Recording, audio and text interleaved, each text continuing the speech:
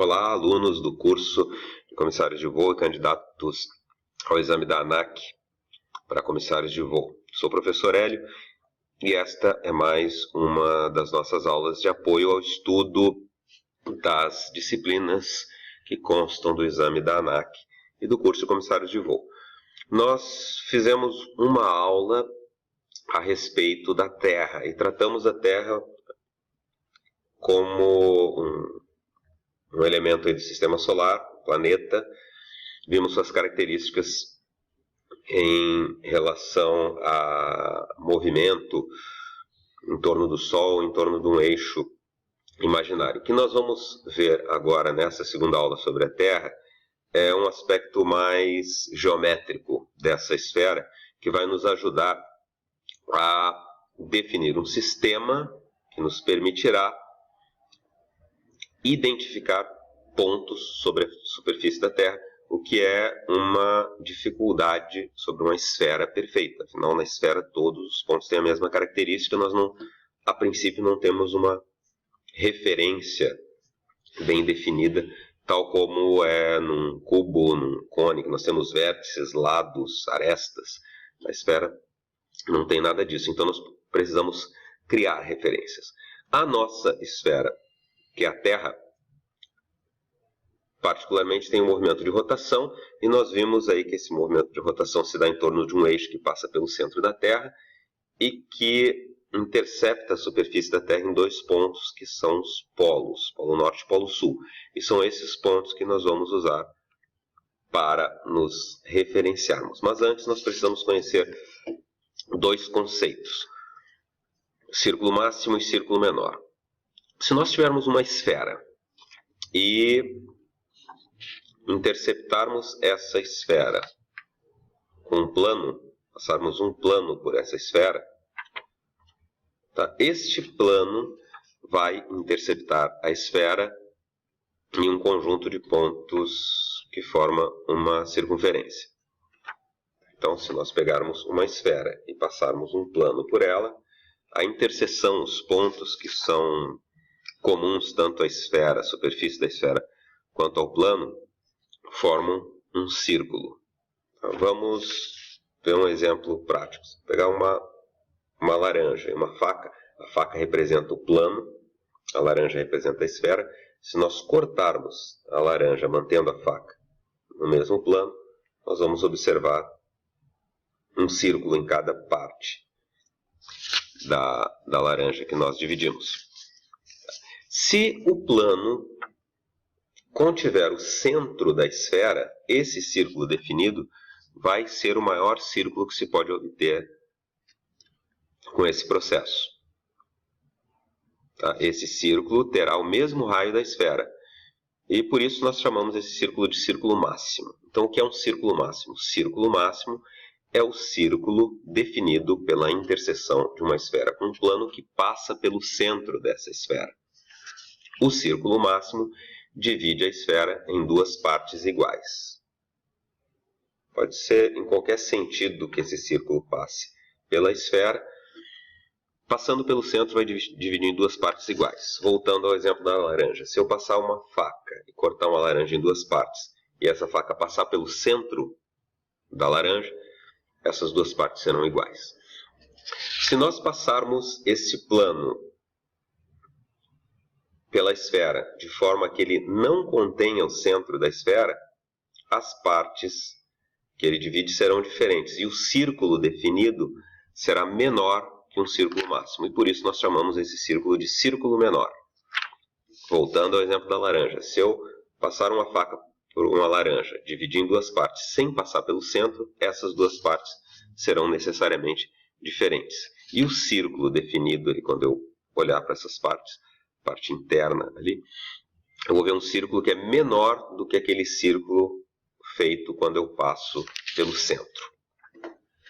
Resumindo então, um círculo máximo é o círculo definido pela passagem de um plano por uma esfera, quando esse plano contém o centro da esfera.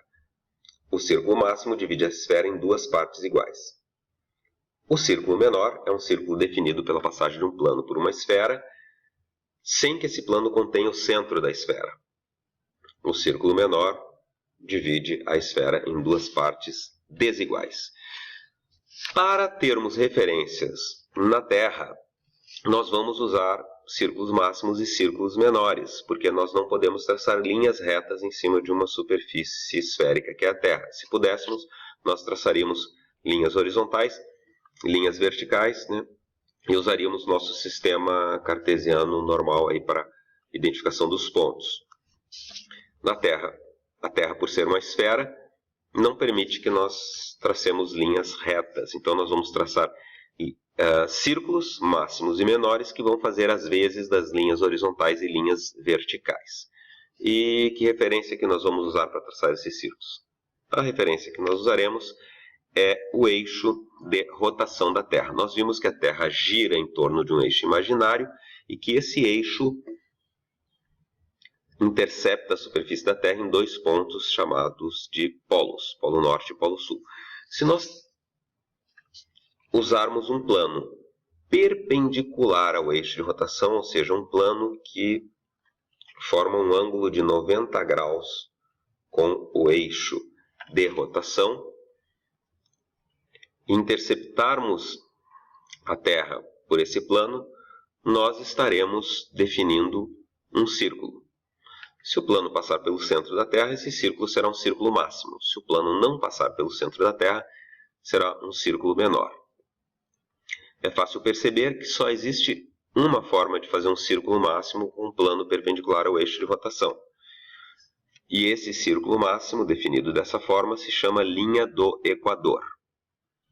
Se nós não tivermos a necessidade de passar o círculo pelo centro da Terra, pudermos traçar um plano, caso não tivermos que passar o plano pelo centro da Terra, pudermos passar um plano por qualquer ponto, desde que seja perpendicular ao eixo de rotação, nós teremos traçado de círculos menores, que ainda serão paralelos àquele círculo máximo que nós acabamos de batizar de linha do Equador, mas que pode ser traçado de uma infinidade de formas. Nós podemos ter vários círculos menores. Quanto mais próximo do Equador, maior vai ser esse círculo menor. Quanto mais próximo do polo, menor vai ser esse círculo menor. Esses círculos menores aí são chamados de paralelos.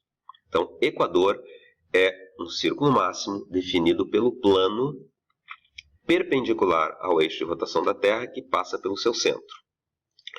Planos paralelos ao plano que define a linha do Equador determinam sobre a superfície da Terra círculos menores que são chamados de paralelos. Essas linhas aí vão nos servir de referência para a localização de pontos na superfície da Terra. Mas só com essas linhas nós não temos dados suficientes para identificar um ponto. Se eu disser que um ponto está em um determinado paralelo, não é suficiente para eu localizar esse ponto.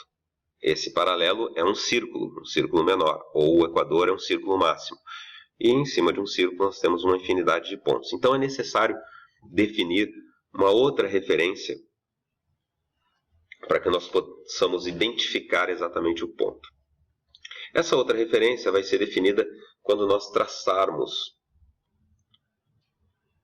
outros círculos máximos com planos que passam pelo centro da Terra, mas também passam pelos polos. Se eu usar um plano que passa pelo centro da Terra e também passa pelos polos, eu vou definir círculos máximos, porque o plano passa pelo centro da Terra. Esses círculos máximos podem ser divididos aí em dois semicírculos definidos pelos polos. Então, se eu tenho um círculo máximo que passa pelos dois polos, eu posso pegar metade desse círculo máximo para usar como referência, e cada arco de 180 graus desse círculo, cada metade desse círculo, eu vou chamar de meridiano. Então nós podemos ver que podemos traçar também uma infinidade de meridianos na superfície da Terra. Um plano que passa pelo centro da Terra e pelos dois polos define um círculo máximo. Metade desse círculo máximo é um meridiano. A outra metade, logicamente, é outro meridiano. E nós podemos ter uma infinidade de meridianos como esse em torno da Terra. Nós vamos usar os meridianos e o Equador com seus paralelos para definir pontos na superfície da Terra. Qualquer ponto na superfície da Terra pode ser encontrado se nós dissermos em qual paralelo ele se encontra, em qual meridiano ele se encontra. Se nós determinarmos um meridiano e um paralelo, só existe um ponto que se encontra naquele cruzamento. Basta então, para nós concluirmos aí nosso sistema que vai nos permitir localizar pontos na superfície da Terra, definir como nós vamos encontrar o paralelo e o meridiano que passam pelo ponto para poder definir esse ponto e achar a localização deles. Essa definição, essa nominação, como é que nós vamos dar nome a cada um dos paralelos ou a cada um dos meridianos, é o que se chama de sistema de coordenadas geográficas, que é usado em aviação, é usado em outras ciências, e que vai ser assunto da nossa próxima aula. Então nós concluímos a segunda aula sobre a Terra, que nos deu aí subsídios para podermos entender o próximo assunto, que é coordenadas geográficas. Bons estudos para vocês. Até a próxima aula.